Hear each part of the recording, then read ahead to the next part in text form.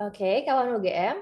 Next, let me honor our two esteemed speakers by having them join us to shed light on the challenges and opportunities that come with pursuing a career abroad.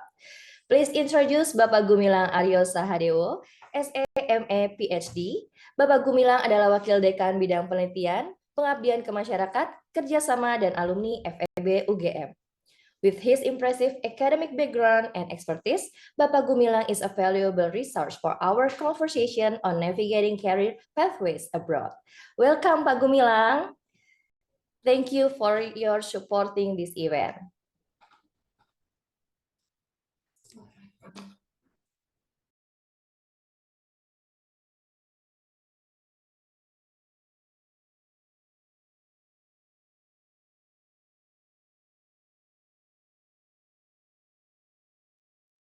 Hey everyone, thank you so much for the invitation. I look forward to attending the discussion today. Thank you. Yeah, Pak Gumilang is a PhD and Master of Arts from University of Pittsburgh.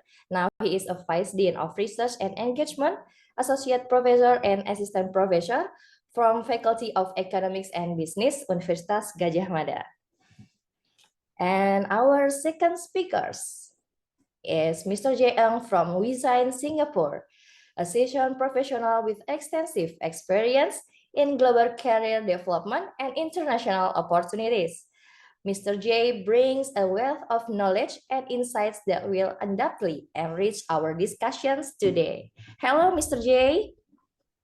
Good afternoon. Thanks for having me. Hi, good afternoon. Welcome, Mr. J. Okay, Mr. J is a Master of Finance from University of Cambridge and now as a CEO and founder of WeShine Technologies, the platform to recruit and talent management. He is also involved in some projects and programs by government Singapore. Okay, next together, this distinguished speaker will provide valuable perspectives and guidance for all of you aspiring to explore career opportunities beyond borders. The event will be divided into two informative sessions. The first session started with the topic, Why is a career abroad interesting? We'll present an introduction message from Mr. Jae Eng from WeShine Singapore. Following the first session, there is a panel discussions with all speakers where we will explore the topic, global career development and current job opportunities. After that, we will open the floor for a question and answer segment. This is our rundown.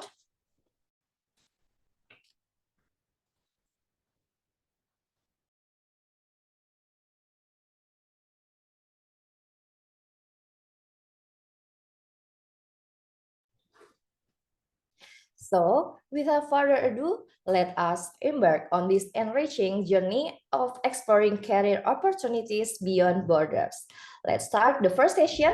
Please welcome Mr. Jae Eng from WeShine Singapore. Again, once again, good afternoon, and thank you so much for UGM team for having us, my team. Let me share my screen.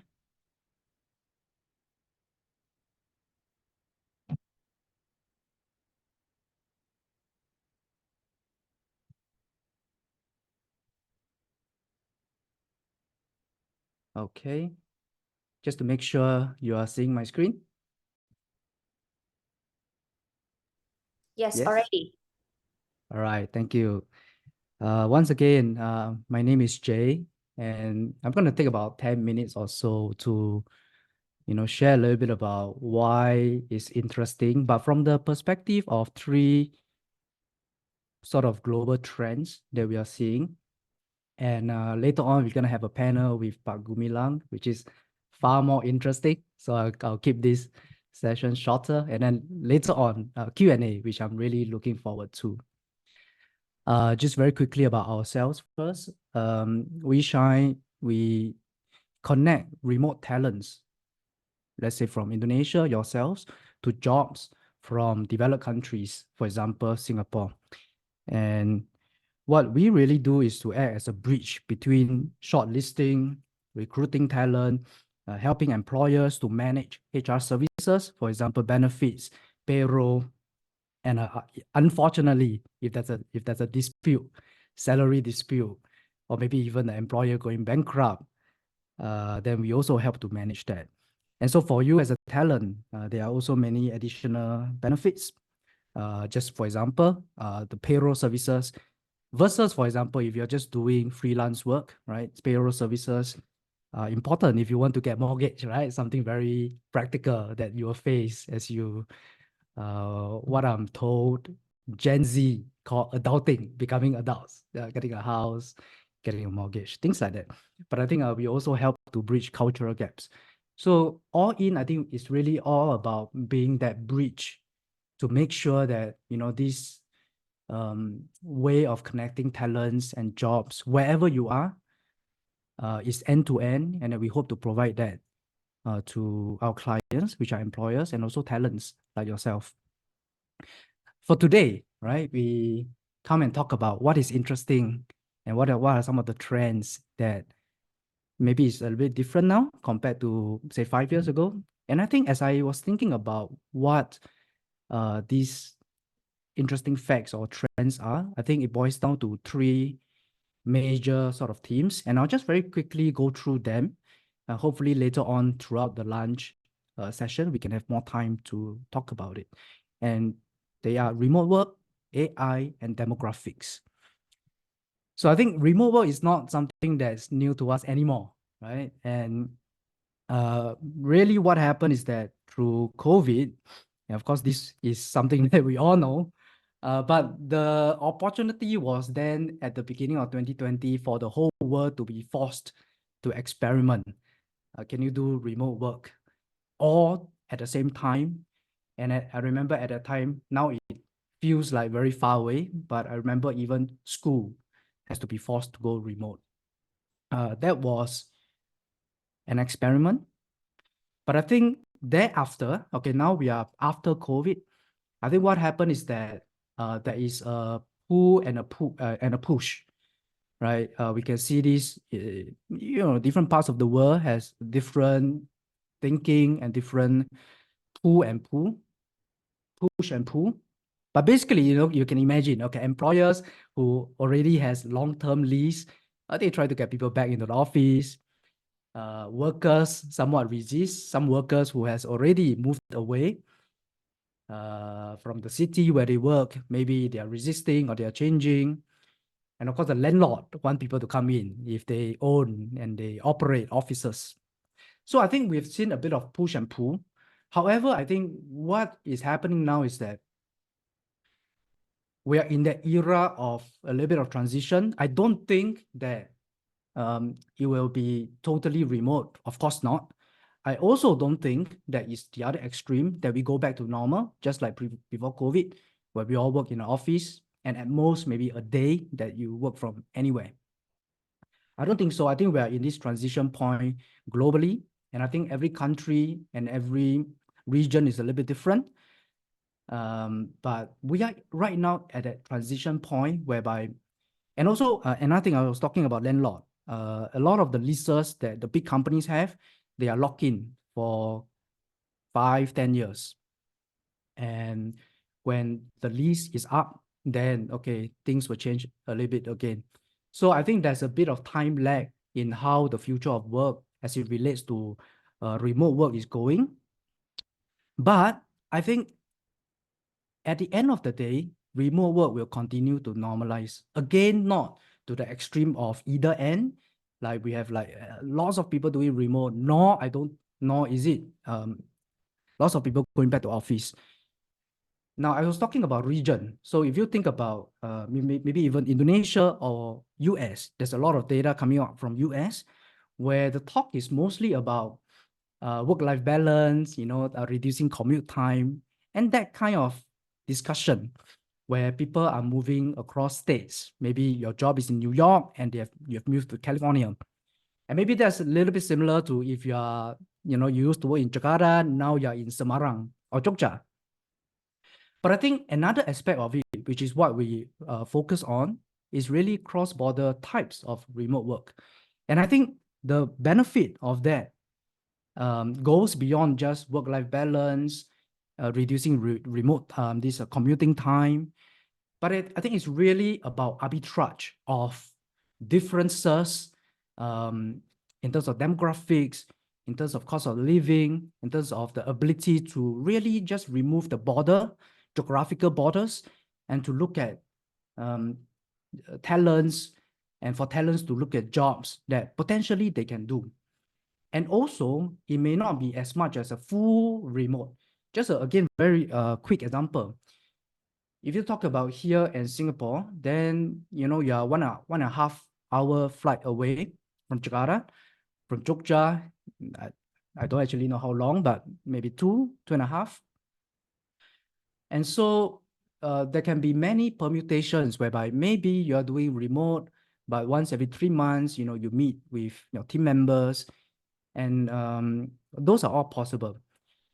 Now, what are some of the barriers? I think I listed a few here. Time zone.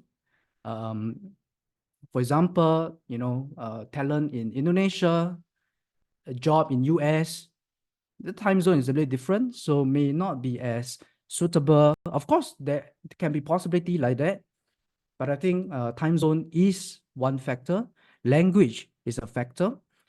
I think predominantly, if you look at big picture, of course, English is one, but I think coming up, maybe there are a lot of Chinese speaking opportunities. That's another. And of course, some other languages, your Korean and whatnot. But language is one factor which could be a barrier to be more cross-border, to have more cross-border type of opportunities and connection. Culture is another one, right? Where, again, let's say, just for the sake of illustration, US versus Indonesia culture. And I live in Indonesia now. So I've been living here. It's my second year. We moved our family here to really get to know Indonesia and to know the culture. I've been flying in and out before for various works, but yeah, now we are living here, and culture is a difference, right? Whether you are a little bit more aggressive, assertive at the workplace, or you're somebody who has a very nice culture like Indonesia, right? Where you give face to people, and you're a little bit more soft-spoken, you value teamwork, collaboration. So culture could be something that cause a misunderstanding. Work ethics is similar, how we work at the workplace. I think all these are possible barriers. Geographical distances, actually this matters. And again, of course, this is similar to time zone, but I think I was talking about the way that there are many permutations. So I gave the example of maybe if you are in Jogja, you're in Jakarta, your employer or your core team is in Singapore, then maybe a good way to build culture is to get people to meet up once in a while, once 3 months, 6 months. And so geographical distances, if it's too far, it can be a barrier. So these are some of the barriers, but I think in the long term, there are a lot of benefits. And I've always thought about it this way. Whenever there's connectivity, so when I think about in the past, for example, when we started building roads, I don't know how long that was, but when we started inventing roads, railway, you actually improve connectivity. What happened? Economy benefit, trade, cross-border trade improve. You think about internet. Internet basically allows connection of information. Today, I don't have to read a book, or I don't have to mail a book, but I can just read it online. And that brings a lot of other benefits, as we have seen. You guys are all young, so you're all native in the internet era. You understand what I'm talking about. And now I think about the way of work, and this is connectivity between skills and jobs. And I just think that, the future of work, there's a lot more that can benefit everyone when this connectivity improves. So that's one, right? Number one, my first point, this change in remote work that happened over COVID, I think right now is in a transition period. But eventually where that goes, nobody knows, nobody can really predict. But I do think that is going to start to normalize a little bit more. And we can look look at the next 2 points, right, to kind of see how that ties in with how maybe remote work can go. Now, the next one is AI. Okay, AI is something that is that everyone is talking about. My last startup, we were in blockchain, and there was one time that everyone is talking about blockchain. This could be facts, like hype, but I look at AI a little bit differently. Personally, my personal view, I'm not AI expert, but I look at it from an entrepreneur point of view, from an industry application point of view.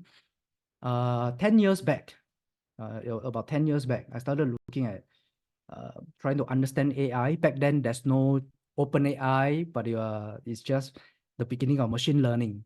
And that's where you get more Netflix or your Disney, where they recommend the shows that they think you will like. But even at that time, I think most of us were looking at AI and saying, this is like electricity. This is foundational model, right? It's like the advancement of this technology, just like how electricity was invented, allows different things to happen. Of course, from your lamp at home to factory, right? You start to have factories that are running on electricity. And I think AI has a little bit of that effect, whereby today, even when we talk about all the Gemini and ChatGPT, that's foundational model. That's just the technology.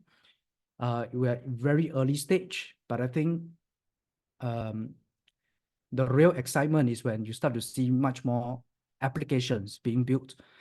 But nonetheless, I think a technology like that is, in my view, like electricity, is going to change the future of work. It has to. Now, what is the benefit then to Indonesian? You know, again, if I put myself in your shoe,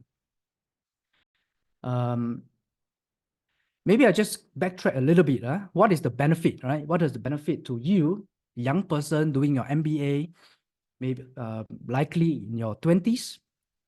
My first point, remote. I think back to that point, okay, if I may, just go back a little bit. It's enormous benefit for you, because I think the ability of remote, when you lower the barrier and you're a young person starting out in Indonesia, you're able to have opportunities that are outside that traditionally may not be accessible, like when I was in my 20s. So I think as a young person in Indonesia, there's a lot of opportunities there. Maybe we talk a little bit more later with Pak Gumilang and also in the Q&A. Now, if I come back to my AI point, similar, you know, what's in it for you? Again, it's my personal view.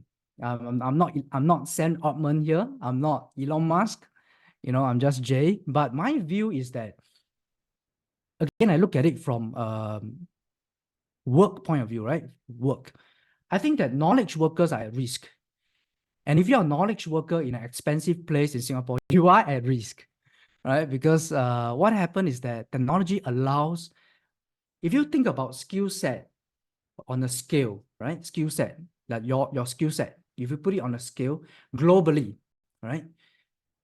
You have the middle, right? Like you are like good, maybe at the 50%. You have the really good person, let's say graphics design, right? You have the like really good graphics designer. You have those that are in the middle, and you have those that are not so good. I think what, in particular now, I zoom in to Gen AI, for example, okay? I think what happened is that technology allows those who are at the lower end to benefit much more. Because today I don't need to go through 4 years of graphic design course. Maybe I can generate some picture, some illustration that's good enough. Now, what happened is that, so I put here knowledge workers at the lower end of the skills, they actually benefit more. And I think in Indonesia, there are so many people that can benefit so much from the technology, because it brings you from a lower level globally, right, to mid-level. And it's good enough level that companies can use. Now, if you are mid-level globally, let's say somebody who's gone through, very good education, and you are living in London, or I think they have a different set of problem, right? It's because they have to now compete with graduates from UGM. So we'll not talk about that here, but they have a different set of problem. And then you have the really good, and that bar is very high now. So they have to be even better at what they do. Now, what I think could hinder is that I still think there's basic improvement that's needed to soft skills, your motivation, because you have the technology, but you need to have that motivation to say, okay, I'm gonna, learn how to improve my output through using technology. And I do need to spend some time and effort to learn. And self-learning becomes even more important. I just, in my work now, I see that the ability to self-learn is so important, because learning is no longer just stop when you finish your MBA. I think the learning starts after you finish your MBA, right? And you have to self-learn and continue to learn. Now, my third point is actually demographics.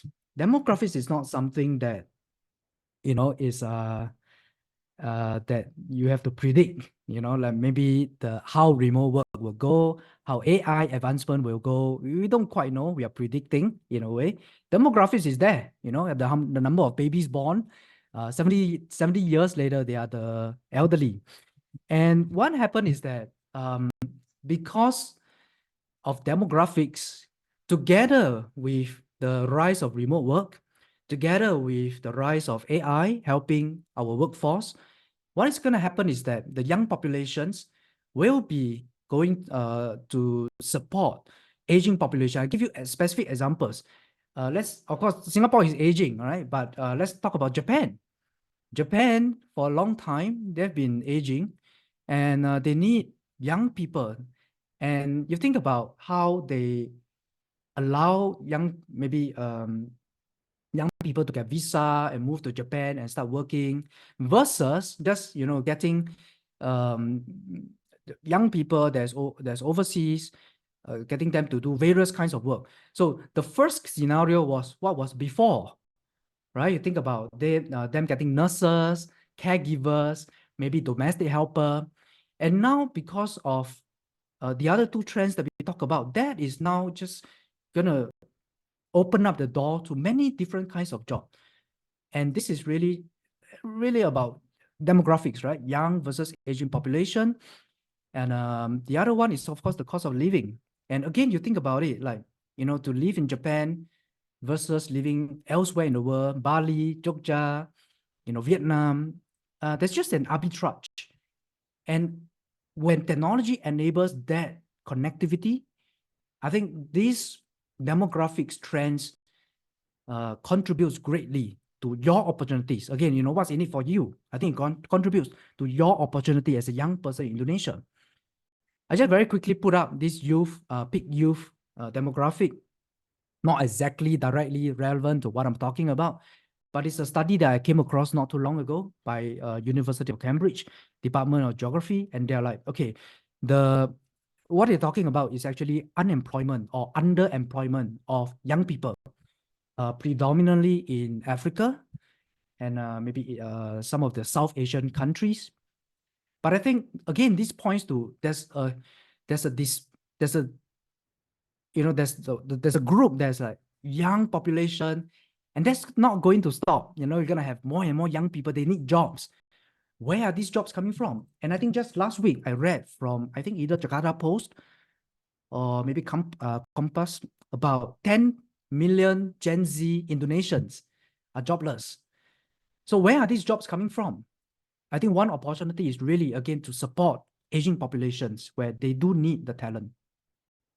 Our bonus point, okay, before we go to the panel and the Q&A, is that I think that it's always helpful for a young working adult to start to experience more diverse work culture, industries, meet different people from different worldview.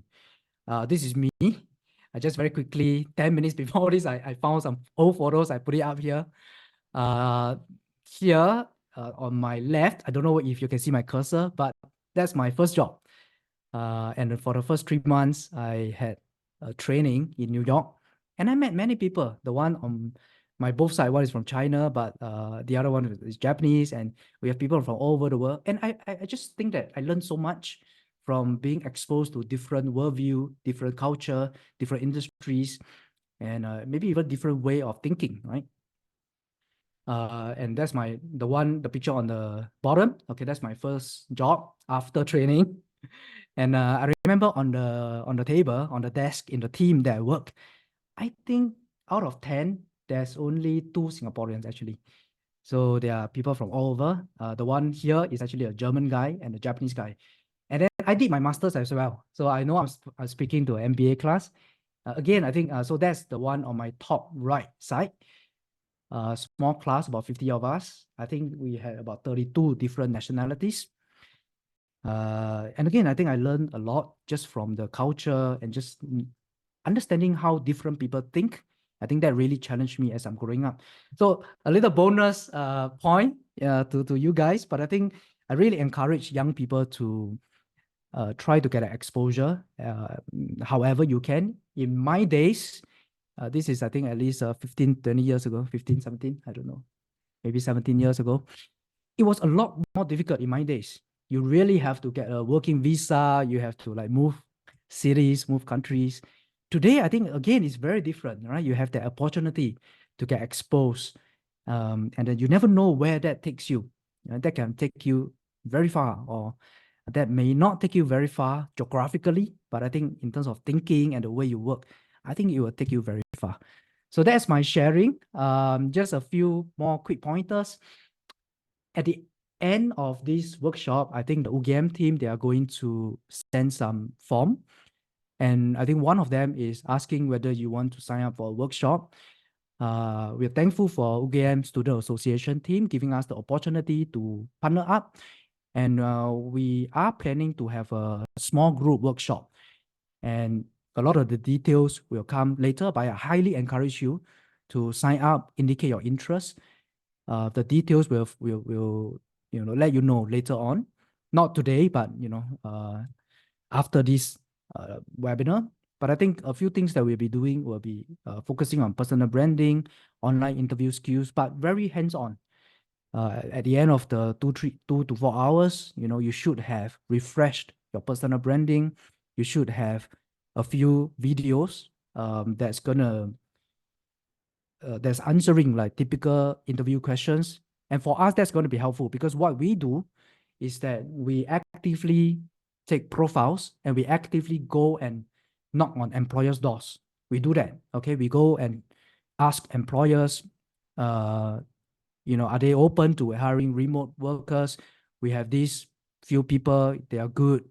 We have talked to them. So at the end of the workshop, your profile should be ready for us to do that for you.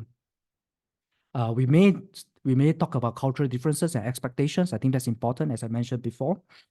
So do sign up for that. I'm going to end here. This is my contact. Maybe I'll put my email in the chat also. So feel free to get in touch with me. My LinkedIn is there. I'll put it in the chat as well to save time. So thank you very much. Back to UGM team. Okay, thank you, Mr. J. So insightful, yeah, for your experience. And thank you for your introductions and WeShine profile. Okay, guys, then let's move to the next sessions. The following session is the panel discussion with all speakers on the topic Global Career Development and Current Job Opportunities. Our speakers will gather their thoughts and knowledge for meaningful discussions. Our panelists bring a wealth of experience and expertise, and we are excited to hear their unique perspective on the topic. During this session, please participate actively by submitting a question in the chat room. Let us approach these discussions. And first, we will talk about global technological trend. As we know, artificial intelligence or AI is one of the most important aspects of today's rapid technological advances. Generative AI or artificial intelligence is a particularly interesting field with the potential to radically revolutionize human labor. Given Indonesia's young population and ongoing growth, it is critical to understand how these trends will alter the type of employment for the country's future workforce. Okay, Pak Gumilang, I want to know about from academic side point of view. How will the rise of artificial intelligence, especially generative AI, change the future of work for young people in Indonesia, Bapak? Thank you, Una. Thank you also, Jay, for the excellent, I would say, introduction to our discussion today. Hello, everyone. So I guess I'll share 3 points. The first one is the stylus facts about the changing nature of work in Indonesia. Second will be the work trends accelerated by the COVID-19 pandemic. And third will be the future of work. So in terms of the stylus facts, we know that technology is the rise of platform marketplace, platform market dynamic is reshaping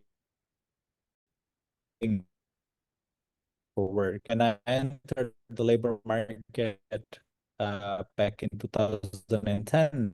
For example, the skills required at different the skills such as deduction, so generative AI changed the game quite significantly, as well as data processing. And this is something that we have to be concerned about at a macro perspective, because a large share of workers in low productive jobs is actually in developing countries such as Indonesia.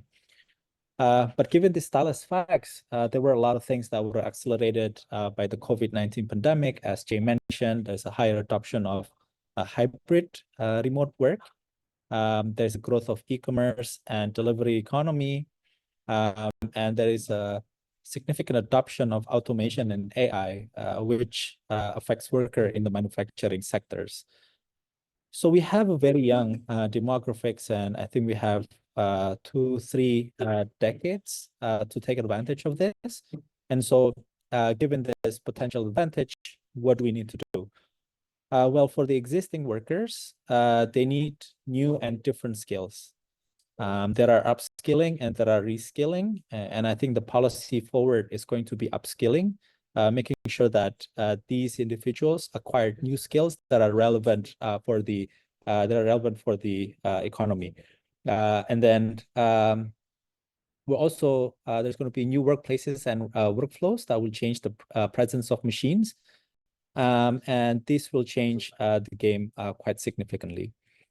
So what I would like to end, I guess, in the future, there's going to be more expectation to spend more time managing people and applying their expertise. And this is where I think, MBA students from Indonesia and from all over the world will be able to do, is to expect to spend more time and manage people. So I guess I'll stop there and I'll give it back to Una. Thank you. Okay, and then Mr. J, as mentioned before, self-improvement is very important. So I want to ask, how can knowledge workers adapt their skill sets to remain relevant and competitive in an AI-powered workplace? How do you think? Yeah, thanks. I think I mentioned a little bit when I was talking, and I took a lot of time, I realized, when I was talking. Apologies for that. I'll keep it short because I think I mentioned some.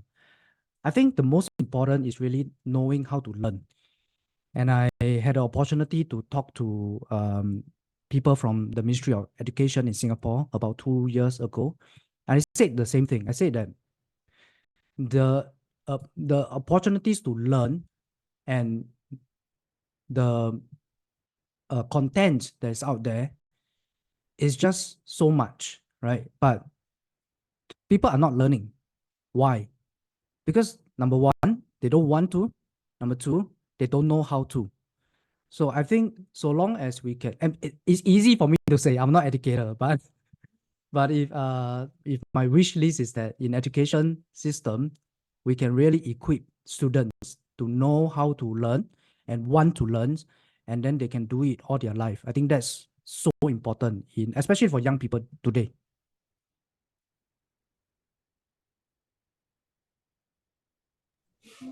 All right. And then Pak Gumilang, considering Indonesians' demographic, how can the education system be adapted to prepare young people for the AI-driven workforce?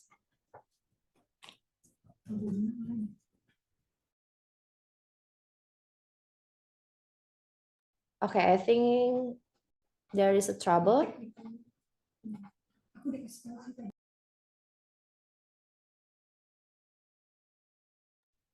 Okay, then Jay, I will ask about what specific types of job will be most impacted by the development of generative AI?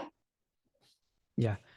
I think the most common that we can see right now will be those jobs that are easily replaced in, let's say, for example, a graphic designer, the one I mentioned before, even coding. I heard somebody, I forgot who, but somebody rather famous say that in the future, you don't need coders, you don't need developers. Yes and no. I think there are a lot of debates around all this, but I think the knowledge workers, especially those that are copywriter, graphic designer, I think these are the first kind of jobs that see direct competition from robots, and how they need to start using technology itself to help them is important. I think there's a second order to that. Maybe those have more to do with operational admin type of role, because I think, again, technology and robots can do that very well. So these are the simple ones that I think will be most affected. Okay, and then Pak Gumilang, considering Indonesia's demographics, how can the education system be adapted to prepare young people for the AI-driven workforce, Pak? Yeah. So I guess Indonesia has a lot of homework in terms of preparing the young workers and the young individuals to deal with the technological disruptions, as well as the integration of AI in the labor market. So I guess the role of academic and vocational-based universities in general is to bridge between the skills that is required by the demand sector, and this is required by the industry, and this is required by the service sectors, and also what the workers need to supply. And so in this particular case, higher education needs to be adaptive. They need to be able to adjust, they'll be able to fill gap in the labor market. So I always have this, anecdotes that changes in the skill required in the labor market is as fast as a Formula One car, but the adjustments of curriculum and the adjustments of the way that we learn in schools and in higher education is like a Fiat. So there's a significant difference in the speed in which we evolve between these two sectors. And so I think we need to be responsive in terms of what we need to provide, particularly the skills to be offered. And as mentioned, for example, today it's not only about teaching hard skills and teaching theory and empirics. I think it's also about allowing students to build their soft skills in their portfolio. And this could include problem solving, critical thinking, leadership, negotiation, as well as adaptability. And so I'd like to share some of the things that not only our business schools is working on, but at the university level, and as well as networks of business schools around Indonesia, as well as around the world. So I guess first, we're providing stronger foundations in areas such as digital transformation and global sustainability.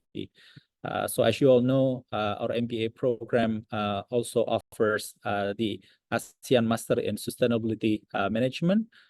This is an interdisciplinary approach to issues in sustainability. We're also embracing online learning, which would allow, I would say, borderless learning with little to minimal constraints. We've been also trying to implement what's called the experiential learning. We all know that it's not enough for students to sit in classes, to join discussions within classrooms. They need to be active and they need to solve problems, in the real world. And experiential learning provide this particular opportunities for students to really understand the issues at hand, and given what they've learned in the classroom and given their networks, to apply solutions to those problems.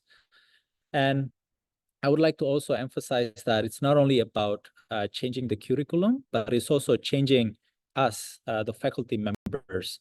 It's not only about us, writing journal articles and publishing in top journals and establishing thought leadership, but it's also important for us as faculty members to also generate societal impact. And lastly, what I think I need to emphasize is on lifelong learning. Skills demanded in the labor market will always evolve. As you pursue your career and step up to the ladder, there's going to be new skills that you need to learn.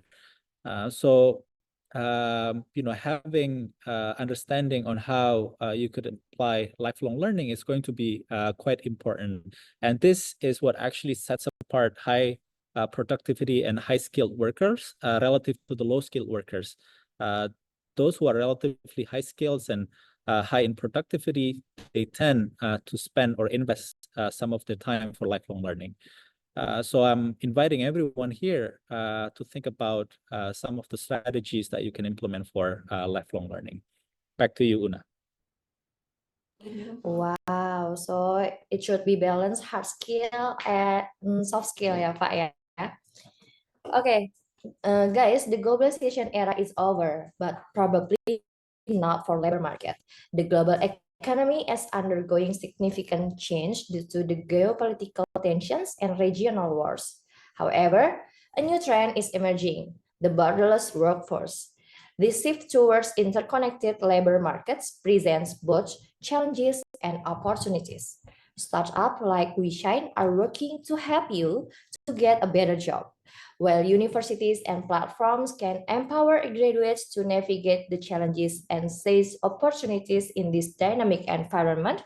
The world is experiencing a revolution in remote work, marking a shift towards a hybrid, borderless work environment. This presents challenges and opportunities, including balancing flexibility and productivity. However, it also opens doors for talent mobility, particularly for young people in Indonesia. And for Pak Gumilang, what do you think about how UGM can adjust their educational approaches to empower young graduates for the global challenges, Pak? Yeah, so I think I've mentioned this earlier, that we're changing the way that we I would say approach the issues at hand. We changed our mission last year. Now we're focusing on nurturing future-ready leaders to foster sustainability. We're embracing, for example, online as well as experiential learning to allow students to be able to take part in real-world problems and provide solutions. And this could, for example, be implemented through internships. This could be implemented within a scope of project-based learning, in addition to the more traditional case-based learning. And at FAPUGM, we've been trying to, I would say, build a portfolio of partnerships with different companies to allow students to take part in exciting opportunities. And again, this is something that we're going to grow, and there's a lot of opportunities here. And what I'd like to also mention is to also think about integrating soft skills into some of these in-classroom opportunities, as well as project-based learning. And at the moment, the government of Indonesia, through Bappenas, is writing a white paper on the soft skills development for priority industry. And we learned that while there are many institutions offering and claiming that they're implementing soft skills learning, but I would say that it is not structural yet. It's not integrated into the series of assurance of learning, to ensure that those who graduate from those institutions really do acquire the soft skills required by the labor market. And again, the soft skills required by the labor market a decade ago is quite different with the soft skills that is required today. And again, we're continuously learning, and we're partnering with, for example, Career Lab to be able to keep up with the labor market trends. And this will be integrated within our curriculum. But again, we acknowledge that there will be limitations, but we're going to be working on those limitations to push what we can provide to the students. Okay, and now we are checking the questions that have been sent in the chat room. So I'm going to pick up interesting questions. Wait. From Aditya Henry Narendra. It goes to Pak Gumilang. Okay, please open the audio and on cam. Aditya, Pak Aditya.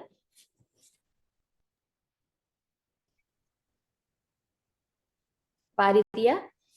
Okay, I will. Yeah, hello. Halo. Yeah. Okay, please. Okay. Actually, sebenarnya question can be answered by Pak Gumilang or Jai from Singapore. My understanding that AI is a global issue that this is the issue from every country in the world. And as far as I know, that Singapore also gave policy to people at 40 to give take some learn and studies. And but how the next plan of government Singapore and how the next plan of government Indonesia to make this anticipate in the long term. Thank you.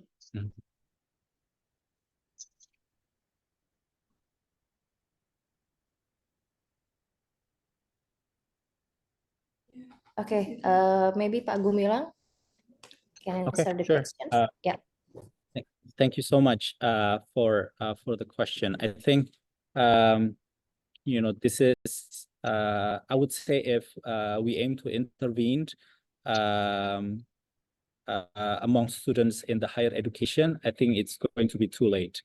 So the best way to actually prepare for technological disruption as well as the implementation and the integration of AI is to prepare individuals since the very beginning, since early days. So as a researcher in the areas of human capital development, I would say that we need to invest more in early childhood education. We need to invest more in our basic education. So there are reports saying that we are 48 years behind the OECD average level in mathematics. We're 78 years behind the average OECD rate in reading. There's a lot to catch up, and I think the government needs to put more investment on the education, particularly the basic education. Providing a regulation that mandate, for example, more time for learning mathematics, learning science, IT, and skills that are required in the future. And this is, I think, what the government can do. What I think the higher education can do in this case is be more flexible, be more interdisciplinary. And if we can try to implement the basic principles in terms of being flexible and being interdisciplinary, I think this will open up an opportunity for us to nurture young talents in the future. I will just give you I'm going to give you just one example. There has been critiques about study programs in accounting, for example. There's been a lot of anecdotes that the accounting profession is going to be replaced by machine learning, by AI, and it's not true. Accounting, for example, involves a lot of tacit knowledge as well as very specific skills.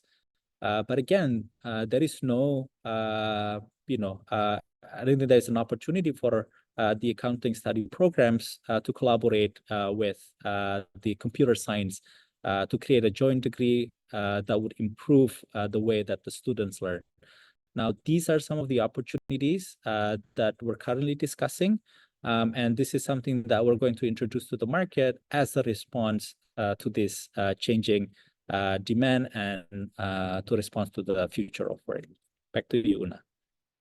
Maybe I'll just add on one or two sentences. I absolutely agree that the basic education is very important, what Pak Gumilang mentioned. And then just another thing is that maybe if I could just share a little bit about my understanding of Singapore. So they have been very focused on lifelong learning. So they actually, so these two parts, they are quite focused on the basic learning, which we talk about. And the other one is the lifelong learning. So there are a lot of programs or resources that's dedicated to that. So somebody who is even in your 50s, you can learn something. Yeah, so I think that mindset is important.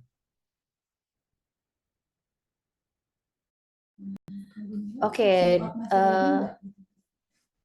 for the next questions from Tristiana, it should be goes to Pak Gumilang, but do you have some time, Pak Gumilang? Yeah, for sure. answer? Oh, okay.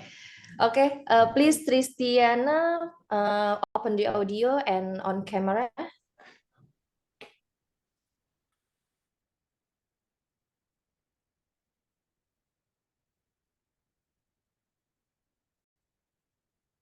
Sorry, audio. Your audio still mute. Yeah.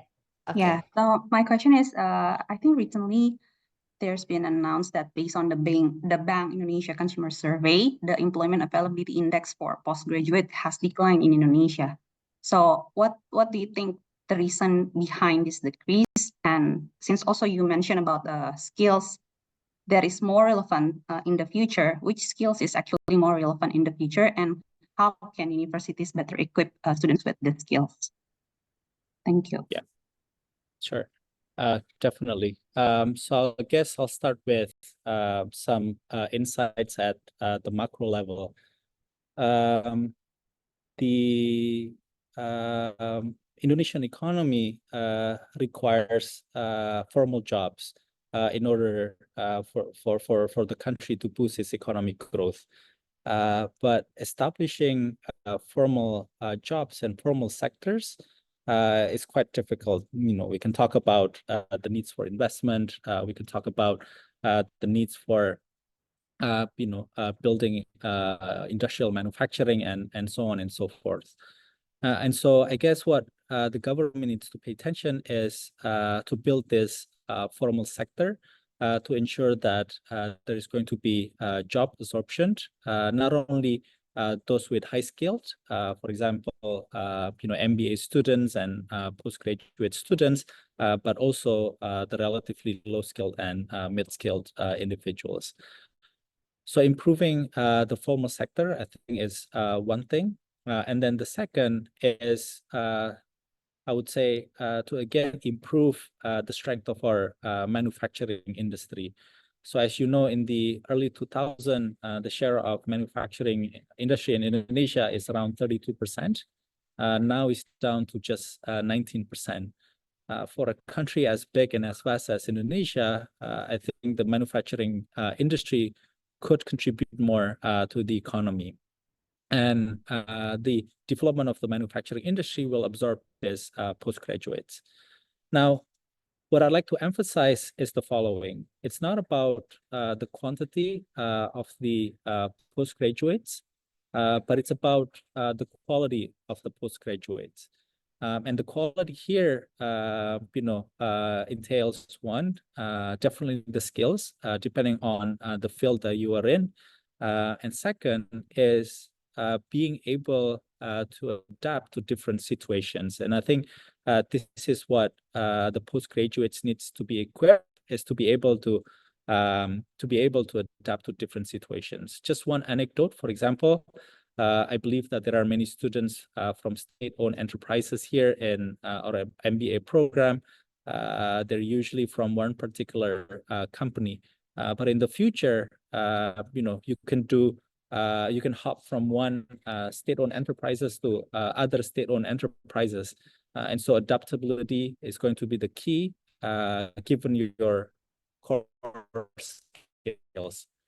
And so that's what I like to say, that skills that are relevant in the future, it's not only the core and hard skills, but it's actually soft skills that would allow you to adapt to the ever-changing nature of the labor market.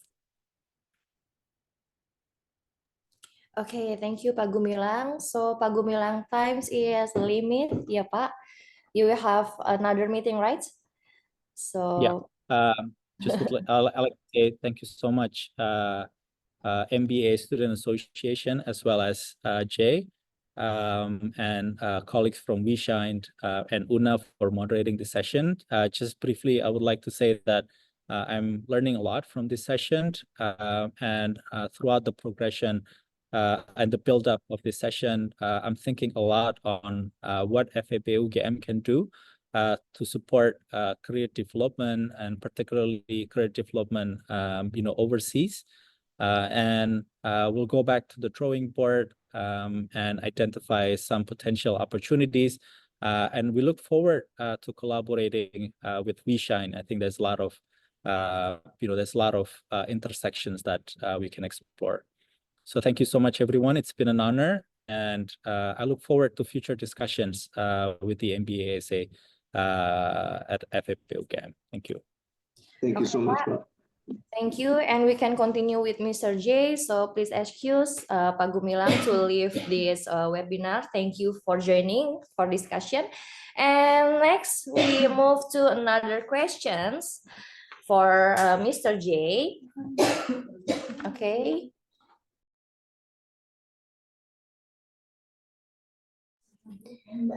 Okay, Mr. J, as a facilitator, how can you help FEB UGM students as young future leaders gain experience in diverse work cultures and industries through remote work or global career opportunities? Can you repeat the question again? How can we help? How can WeShine help as a facilitator for the FEB UGM students as a young future leaders for gain experience in diverse work cultures and industries through remote work or global career opportunities? Yeah, there are a few things that we can help. One is sign up for the workshop that's coming up with UGM. So from there, we hope that we can help to make sure that everyone that's involved in the workshop is learn something, is ready. Especially we talk about the culture. So I think a little bit about that, the personal branding, and also the online interview skills. So I think that's the first thing that, of course, we can help.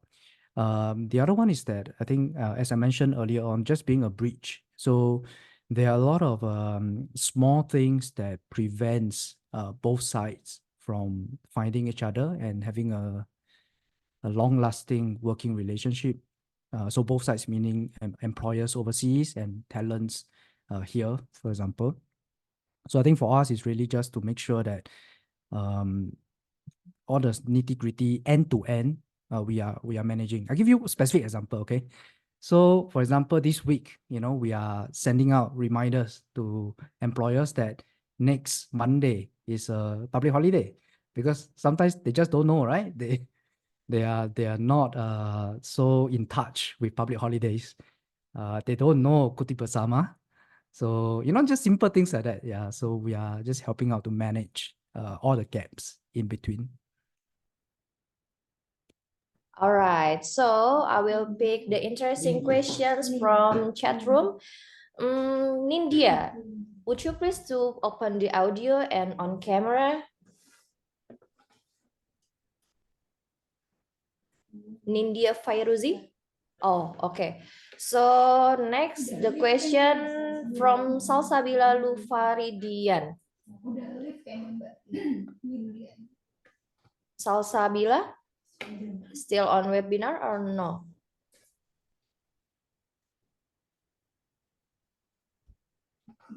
Salsabila. Okay, I will. Wait.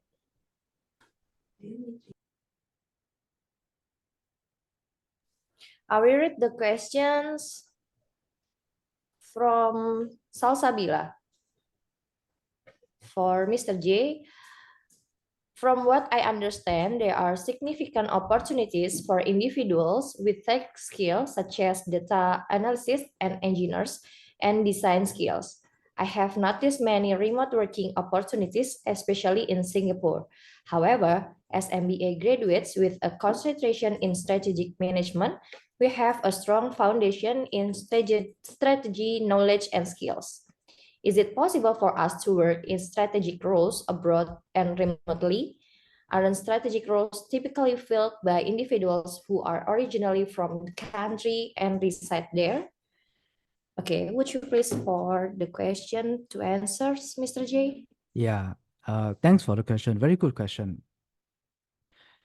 I'll have two parts of the response. I think first part is, he is right. Most of the jobs that are naturally, that naturally have a lot of opportunities would be technology. That's one. Digital marketing, maybe content creation, these types. I'm seeing some finance. I see quite a lot of companies trying to base their finance team, HR team support roles outside. So those are the natural. Now, something like strategic management, I think it works in a slightly different way. So I like to think about it this way. So if somebody, again, okay, let's just talk about a Singapore company. Being a Singaporean myself, okay, I imagine a Singapore company, and if there's a strategic management role, actually what is happening is that that role need not always be fulfilled by somebody local. A lot of cosmopolitan cities, like Singapore and maybe some other cities around the world, they actually hire in the first place from all over the world. So that is already something that is quite common. Now then what happened is that I think that if you are a company that is already doing that, and I put it in my slide, but I didn't mention. So Singapore government this year already mandated that flexible work arrangement is something that companies must look at if the employers request for it.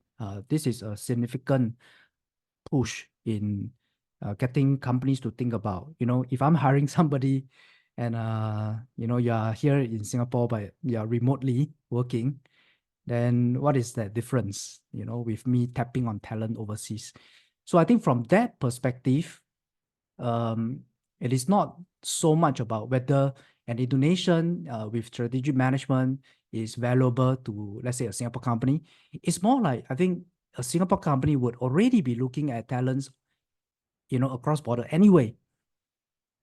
So I think there is that opportunity, but the challenge in this case is a little bit different because a higher level job, right? So strategic management is a higher level job. A higher level job means that the same employer is not fixated on, I must get somebody from Indonesia. Your competition is global. It can be somebody from, Latin America, whatever. But then, of course, that is very broadly speaking. So then it depends on that particular role. What is that scope about? What is that strategic management about? Is it somebody who has good knowledge of the region, including good knowledge of Indonesia?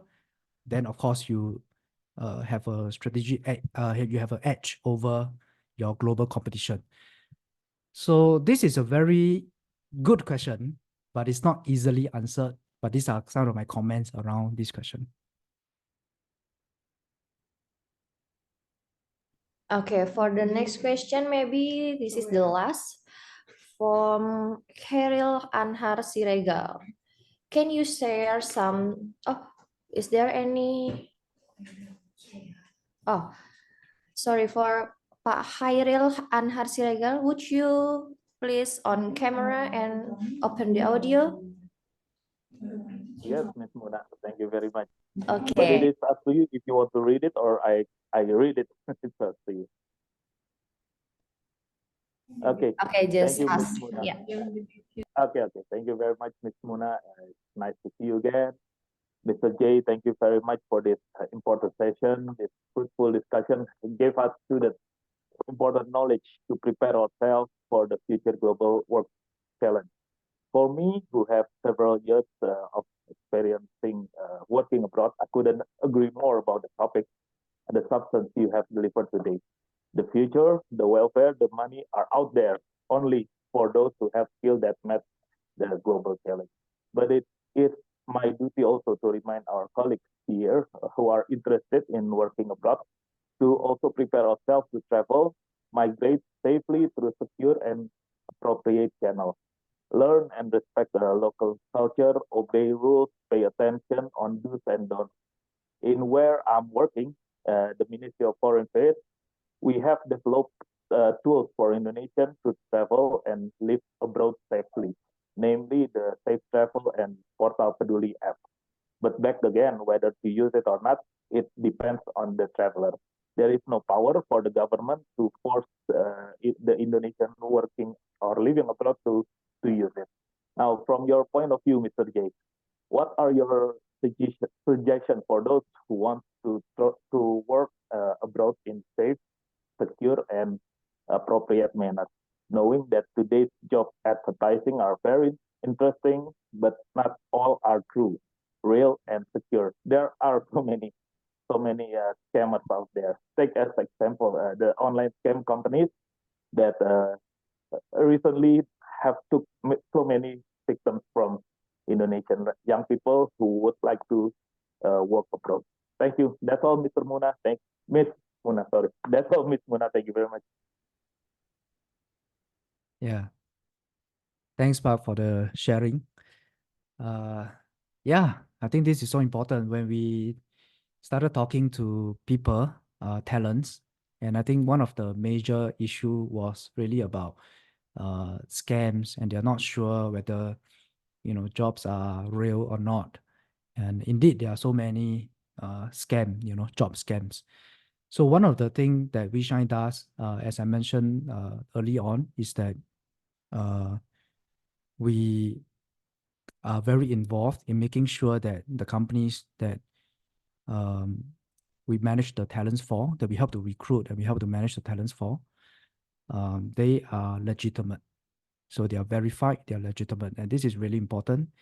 And I think this is one key difference also between the services that we provide versus, just any other portals out there. Because portals are usually passive in nature, whereby companies can post almost anything. Of course, different portals have different ways of dealing with it, but it's more passive. Yeah. So here we take a much more active role in not just sourcing, because we are end to end. So we don't just help to source, but we help to manage. As I mentioned, manage meaning that we are for example, here in Indonesia, your payroll is paid out from a PT here in Indonesia, which from WeShine. So these are some of the different services that we can provide to make sure that the jobs that you'll be doing is legitimate one, it's not a scam.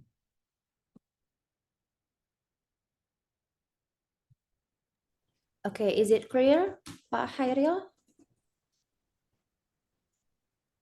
It's quite clear, and thank you for the fruitful discussion once again. Thank you. Thank you. Okay, thank you. Sorry, last but not least, I will read Nindia's question, Mr. J. So this is the last. I want to ask your suggestion to start working overseas. As an MBA graduate, if we have already several years of working experiences before master degree, but we also want to switch career, in your experience and perspective, should we apply for entry-level position or aiming the middle management positions? Yeah, would you please answer? Again, I think this is very good question, but I think firstly, maybe we should have a chat after to understand more so that I can give more meaningful comment. But I'll share first about my experience. I did a master's after working for 9 years myself. Yeah, so it's a postgraduate, not postgraduate, post experience. They call it post experience, like an MBA, right? Post experience. So most of my colleagues already have working experience. It ranges from 2 years to, I think, the oldest colleague, the oldest student that I had together with me was, I think, already maybe 45, 50 years old. Yeah, very experienced. And so what I can share just from my personal experience is that it really depends. That's why I was hesitant at first, because we need to know a bit more. Career switch depends on, a lot of different factors. But I think by and large, most people tend to go back to what they do or somewhat similar, so that you can take advantage of your existing network or your knowledge. Some make a switch totally different. I've also have friends who have done that. So I think it really depends. So if I may, just to look at what you have written one more time to see whether I can pick up some clues. Okay. So you've had several years of experience, but also want to switch. Okay. Yeah. I need to speak to you personally, depending on from where to where. You're talking about from finance to startup. Okay, maybe there's some relevance. Yeah. So it depends. Yeah. So Join the workshop.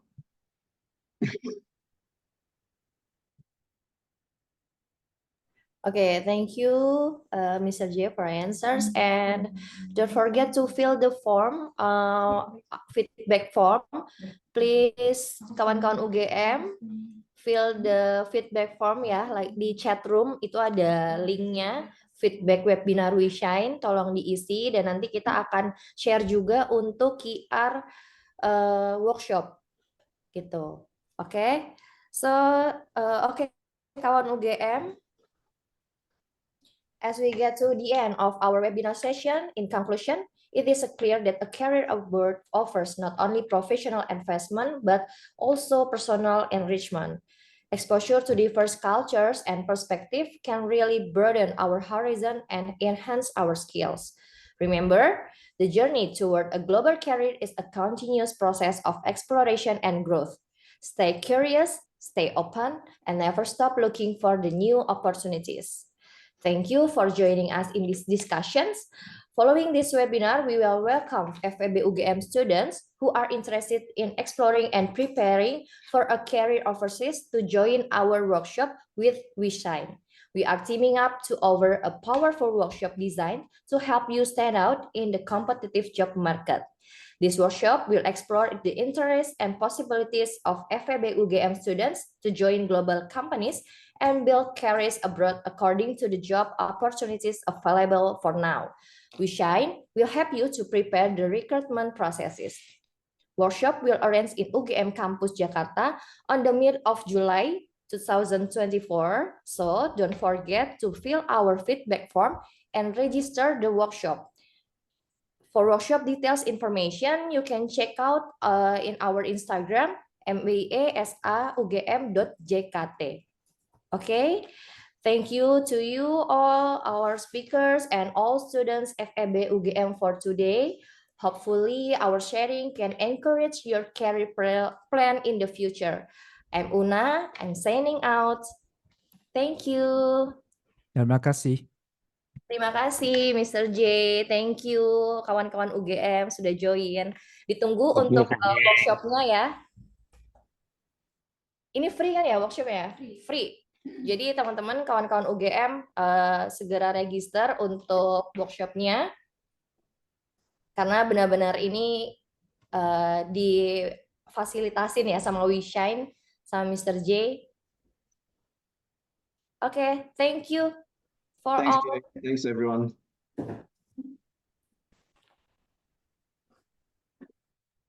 Thank you very much. See you again, Mr. J. All the best. Ya, jangan lupa isi feedback formnya ya, teman-teman.